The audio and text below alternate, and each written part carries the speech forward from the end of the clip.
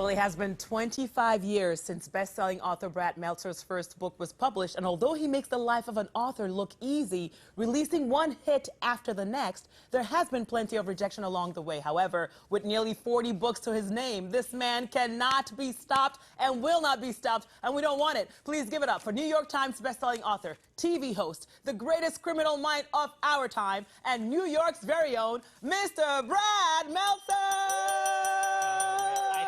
Physically won all introductions of all time. It is?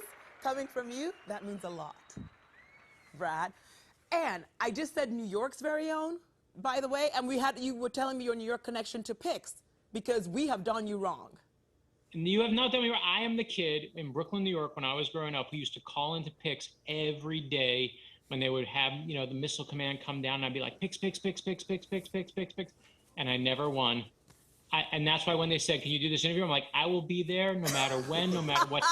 I don't care how long. I will never miss this interview. You could put me on national television, on the Today Show, on everything. This is the PIX, PIX, PIX, PIX, PIX. Mr. Meltzer, listen, for doing this, I will start a campaign. We're going to bring back that PIX, PIX, PIX, PIX, especially for you, because a lot of celebrities and a lot of guests we have on tell us that they used to call in. And I'm gonna rig it so you win. Don't tell anyone. I won't. But you know what, you said not to call you Mr. Meltzer. You know what, Brad? Please. Okay. You know what, Brad? You're already winning because you were just at the White House for Easter, weren't you? I was. We just got back. So I was one of the readers for the White House Easter egg hunt. Mm-hmm. And it was myself and Jimmy Fallon and Sierra and Russell Wilson and Kristen Chenoweth. And my wife and I were like, how did we get here?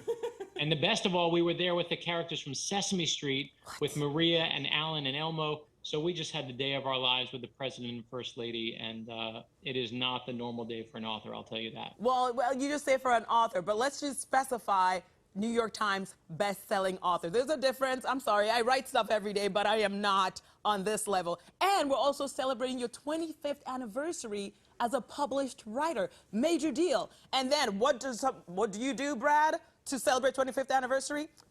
Release another book.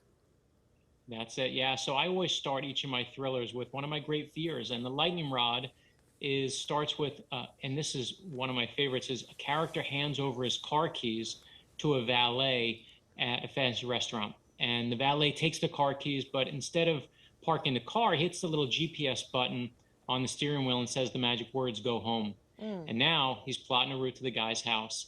And he's got his car keys, he's got the man's house keys, because those are on there too, because he's going to rob him. This is a robbery. But as the valet breaks into the man's house, he sees there's another man waiting there with a gun, because this isn't a robbery at all, this is a trap.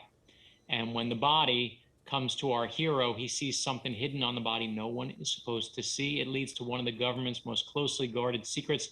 I just ruined chapter 1 of The Lightning Rod for you, but that is chapter 1, and it starts my 25th anniversary novel, then obviously meant to turn pages and get you guessing. No, you could never ruin anything for us. It was just you giving us a preview of what's to come. So it's like a special reading session. You just read chapter 1 to us in like a nutshell.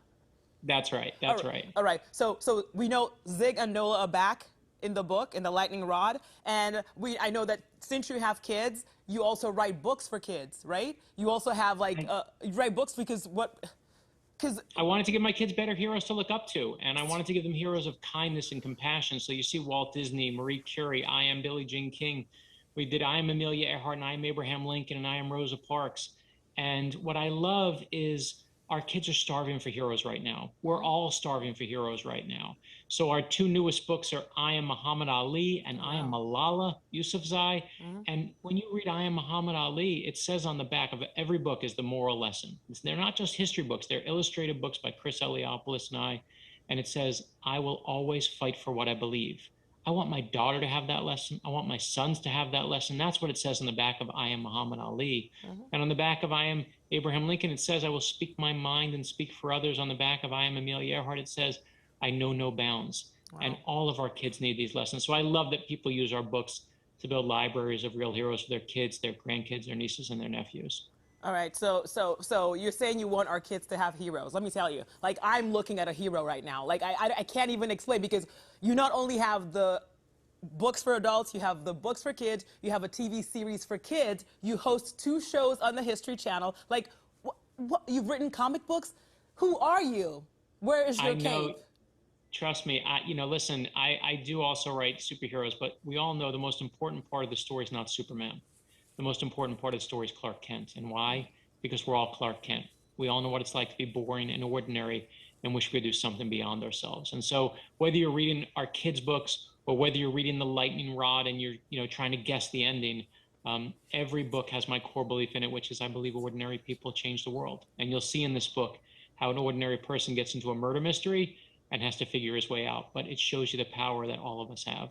All right, so Brad, let's just say there's a kid watching you right now and thinks they're ordinary and they always wanted to write a book or a comic book or any kind of genre, right? And they don't have the courage or don't know where to start. What would you say to them right now?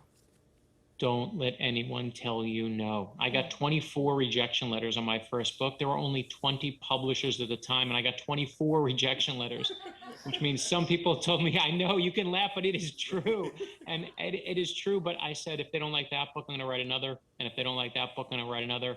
And I was that kid sitting in Brooklyn, New York, watching PIX and watching my cartoons, and here I am sitting here today. So whoever's watching out there, keep going, keep going, keep going. And we're going to keep going, and we're going to keep looking forward to many more books with you. We're going to bring PIX back for you, especially because you're special. But in the meantime, we have your latest to read, The Lightning Rod, which is available everywhere books are sold. The pride of New York, everyone, Mr. Brad Meltzer. Woo! Thank you so much. Love you guys. You are amazing. We love you, too. And take us to the White House next time. You got it.